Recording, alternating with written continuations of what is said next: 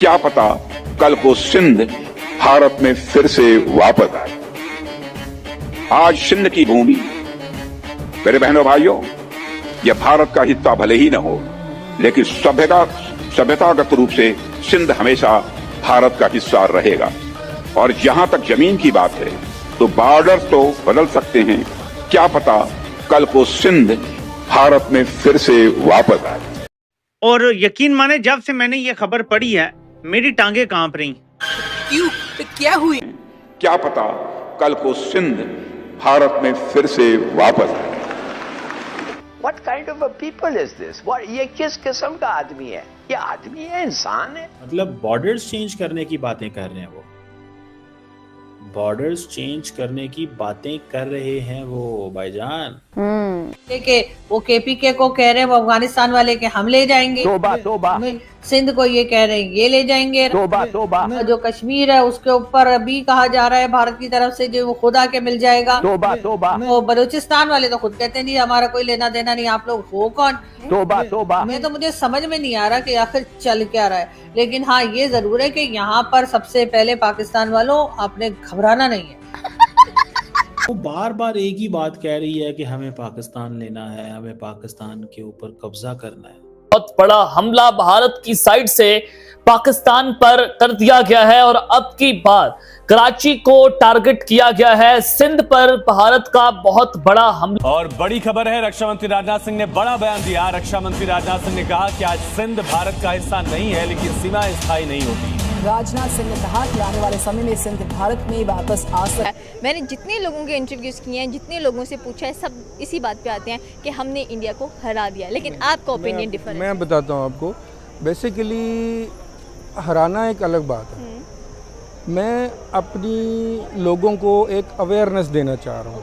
मैं खुशी का इजहार नहीं कि खुशी जो बना रहे हैं वो खुश हैं, जो कि मतलब कुछ ऐसे हैं जो कि समझ रहे हैं कि यार ये कुछ गलत भी हो चुका है इसमें।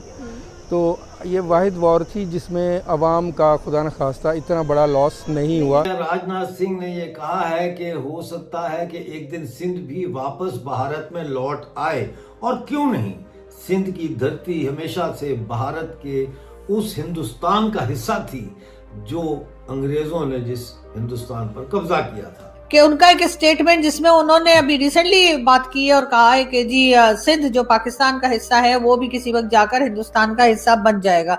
इस किस्म की बात जो राजनाथ सिंह साहब ने कही है। पाकिस्तान उस वक्त तक ये नहीं मानेगा कि हम जीते हैं जब तक हम पाकिस्तान के किसी इलाके पर कब्जा करके वहां पर भारतीय परचम नहीं लहरा देते। तो इसलिए हम हर तरफ से पाकिस्तान के ऊपर हमलावर होने के लिए तैयार हैं। ये हमारा मंसूबा है। इंडिया की जो लीडरशिप है, जो सही मानों में अगर देखा जाए, वो बार बार एक ही बात कह रही है कि हमें पाकिस्तान लेना है, हमें पाकिस्तान के ऊपर कब्जा करना है। ये समझ नहीं आ रही इसका क्या है। पाकिस्तान को छोड़ेंगे नहीं, और जो पाकिस्तानी टेररिस्ट हैं जिन्होंने पहलगाम का काम किया या कहीं और किया, इन सब को अब तो जो पाकिस्तान के मिनिस्टर हैं उन्होंने खुद एडमिट कर लिया कि पहलगाम भी हमने किया। न्यू दिल्ली में जो ब्लास्ट अभी हुआ है वो भी हमने करवाया। सिंध की धरती भले आज हिंदुस्तान का, भारत का हिस्सा नहीं है, लेकिन सरहदें बदलती रहती हैं और कुछ पता नहीं कि आने वाले वक्त में सिंध भारत में लौट आए। यानी कि सिंधी जो है वो हमारे हैं। हम मतलब इंडिया इज थिंकिंग बियॉन्ड, मतलब बॉर्डर्स चेंज करने की बातें कर रहे हैं वो, बॉर्डर्स चेंज करने की बातें कर रहे हैं वो भाईजान। हमें थोड़ा सा इस पे केयरफुल रहने की जरूरत है कि ये इनके राजनाथ सिंह साहब का सिंध के बारे में ये बातें करना, ये कोई महज इत्तेफाक नहीं है। इट्स नॉट जस्ट ए, मतलब कोई क्लेम नहीं है उनका, ये कोई छोटी मोटी चीज नहीं है। ये बहुत बहुत बहुत इम्पोर्टेंट है। पाकिस्तान घुस गई भारतीय सेना। My God.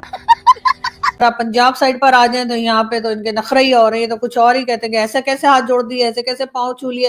तो यहाँ पर रिवाज कुछ और है। लेकिन ये जरूर है कि इस वक्त जो है वो हिंदुस्तान और पाकिस्तान की आपस में टेंशन ऐसी बनी हुई है कि रोज हमें बताया जाता है कि हिंदुस्तान हम पे अटैक करने वाला है। वैसे वहां से भी रोज कोई ना कोई एक स्टेटमेंट ऐसी जरूर आती है कभी आर्मी चीफ की, कभी एयरफोर्स चीफ की, कभी प्राइम मिनिस्टर की, तो कभी किसी और की, कि जिससे ये इंप्रेशन मिलता है कि बस जी हमने तो अपने छुरी चाकू तेज किए हुए और हम कभी भी पाकिस्तान पर अटैक कर सकते हैं। ये बातें जब पाकिस्तान तक पहुंचती हैं, ये माइंडसेट इंडिया के अंदर, ये क्यों ऐसी बात करते हैं, ये टेरिटोरियल क्लेम्स क्यों करते हैं,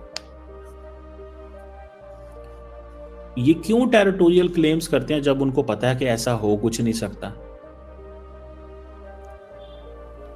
अमित शाह ने भी कहा है कि वो तभी हो सकता है पाकिस्तान के साथ डायलॉग जब वो कश्मीर दे दो, मतलब वो बात ही नहीं करना चाहते। और पाकिस्तान क्या करता है, पाकिस्तान इंटरनेशनल कम्युनिटी को बताता है कि देखो ये क्या कर रहे हैं, हम तो बात करना चाहते हैं, ये बात ही नहीं करना चाह रहे, और ये इस तरह की सिचुएशन डेवलप करते हैं। पाकिस्तान ये बताता है ना इंटरनेशनल कम्युनिटी को, ठीक है जी, पाकिस्तान ये बताता है इंटरनेशनल कम्युनिटी को कि भाई ये चीज जो है दैट इज देयर, ठीक है। सो मुझे ज़ाती तौर पे ये लगता है कि पाकिस्तान को इसको थोड़ा सा एग्रेसिव पोस्चरिंग करनी चाहिए। दूसरी तरफ पाकिस्तानी क्या कहते हैं, लीडरशिप, अरे छोड़ो यार खामोश करो, इनका तो काम ही ये है। बट रिमेंबर, इनका ये काम नहीं है, they are working on this. वो डेलिब्रेटली ये सब कुछ करते हैं, डेलिब्रेटली सब कुछ करते हैं। वो ये जानबूझ के सब किया जाता है ये तासुर देने के लिए कि भैया मतलब ये सारे का सारा जो है ये इलाका तो हम हैं, ये सब कुछ हमारा है, ठीक है। सो ये दीज आर फ्यू थिंग्स जिनको हमें थोड़ा सा we have to be very careful on this. हमें थोड़ा सा इस पे केयरफुल रहने की ज़रूरत है कि ये इनके राजनाथ सिंह साहब का सिंध के बारे में ये बातें करना, ये कोई महज इत्तेफाक नहीं है। इट्स नॉट जस्ट ए, मतलब कोई क्लेम नहीं है उनका, ये कोई छोटी मोटी चीज़ नहीं है, ये बहुत बहुत बहुत इम्पोर्टेंट है, समझ रहे हैं। अब देखते हैं कि क्या पाकिस्तान इस पे कहता है। इंडिया के पास क्या नाम था उसका, राफेल। हाँ, तो वो इनसे कहीं ज़्यादा बेहतर एडवांस टेक्नोलॉजी के साथ थे डेफिनेटली। लेकिन देखिए, जंग लड़ने के लिए तो आप एक पत्थर से भी जंग लड़के, पत्थर को भी एमिनेशन के तौर पर यूज़ करके आप जीत सकते हैं। लेकिन दूसरी तरफ अगर देखा जाए तो असल में वो पत्थर नहीं होता, वो जज्बा होता है। तो जंग तो जज्बे से जीती जाती है, और हर जीती हुई जंग को अगर हम कहें कि हम जीत गए तो बेहतरीन है, लेकिन उसको कंटिन्यू रखना और उस जगह पर कायम रखना अपने आप को बहुत मुश्किल होता है। उसके ऊपर ज़्यादा एक्सपेंडिचर्स आते हैं। आपने अगर जंग लड़ी, जीती, इंडिया को नुकसान किया, उनके राफेल उड़ा दिए, उनके रडार सिस्टम उड़ा दिया, उनका कम्युनिकेशन जो थी या रेडार्स जो भी थे, बहरहाल उन सब चीज़ों को डैमेज किया। लेकिन दूसरी तरफ ये है कि अब पाकिस्तान को उससे ज़्यादा अपने इमेज को बरकरार रखने के लिए उससे ज़्यादा मजबूत भी करना पड़ेगा और दिखाना भी पड़ेगा कि हम मजबूत हैं। सिर्फ रखना काफ़ी नहीं है, दिखाना भी ज़रूरी होता है। आपको क्या लगता है कि मोस्टली पीपल आर सेइंग कि इंडिया इसराइल को सपोर्ट करता हुआ दिखाई दे रहा है इस वॉर के अंदर, एंड डेफिनेटली अगर पाकिस्तान पे बात आती है तो तब भी इंडिया बैकफुट नहीं जाएगा, वो डेफिनेटली सी बातें सपोर्ट करेगा इसराइल को। एंड जैसे कि मैंने बात की कि यूएसए के जो प्रेसिडेंट हैं ट्रंप हैं, उन्होंने इन्वाइट किया पीएम मोदी को आफ्टर द G7 मीटिंग, लेकिन वहाँ पर कुछ नज़र नहीं आ रहा। वो कह रहे हैं कि मैं नहीं आना चाहता हूँ और आप दूर रहें। आप जो ये सीज़ फायर की बातें कर रहे हैं, आप कह रहे हैं ना कि भी बैकफुट नहीं जाएंगे। देखिए, जितने भी लोग बढ़के मार रहे हैं ना, मैं सबके ममालिक के नाम या उनके ओहदेदारान के नाम नहीं लेना चाह रहा हूँ, लेकिन जितने भी ममालिक, जितने भी लोग जो हैं बढ़ के मार रहे हैं इतनी, बेसिकली वो बैकफुट पर बेसिकली वो बैकफुट पर हैं। अगर फ्रंट फुट पर होता है ना तो कोई तो वो दिखाता है कि मैं बोलता नहीं है, वो दिखाता है फ्रंट फुट पे। अब इसराइल जो कर रहा है गज़ा में, वो फ्रंट फुट पे कर रहा है। क्यों? वहाँ पर निहत्ते लोग बैठे हुए हैं, इसलिए वो वहाँ पर फ्रंट फुट है। जहाँ पर पता लगे कि सामने रेजिस्टेंस आएगी तो अल्टीमेटली, और जब आपने रेजिस्टेंस देखी, आपको हुआ नुकसान, लॉसेस हुए, तो फिर आप बढ़ के मार के बैक फुट पर जाते हैं कि ताकि किसी को ऐसा फील ना हो कि हम डर गए या हम डिफीट हो गई। तो इसलिए ये जितने भी बढ़ के मारने वाले हैं ना, ये सब बैक फुट पर है। आप सिर्फ इस चीज़ को देखें और हम लोग खुश हैं, आवाम खुश है। देखें, लोग फिर रहे हैं, खा रहे हैं, अपनी शॉपिंग कर रहे हैं। हम लोग अपने घर से निकले हैं, वाइफ एंड हस्बैंड अकेले ही निकले हैं बस घूमने के, चलो देखते हैं आज क्या हो रहा है। तो अब देख लिया, अच्छा हुआ आपसे मुलाकात हो गई, शायद मेरी आवाज़ किसी दूसरे तक पहुँचे, कुछ लोग सुने और इसको समझें कि वाकई ये बात ऐसे ही है कि हम जीत तो गए हैं लेकिन अपनी जीत को बरकरार रखना। देखिए पीओके और गिलगिट बाल्टिस्तान जो है वो तो हम समझते हैं, लेकिन सिंध तो आउट ऑफ सिलेबस है दोस्तों। तो आज उन्होंने कुछ बड़े खुलासे भी किए हैं इसको लेके, लेकिन आज कुछ और अपडेट्स भी हैं दोस्तों। भारत के जो एयरपोर्ट्स के अंदर एंटी ड्रोन सिस्टम्स जो हैं इमरजेंसी बेसिस पे डिप्लॉय करने का डिसीजन ले लिया गया है दोस्तों। जी हाँ दोस्तों, इतना ही नहीं, सिक्योरिटी एक हाई अलर्ट डिक्लेयर कर दिया गया है मुंबई, दिल्ली और बहुत सारे शहरों के अंदर।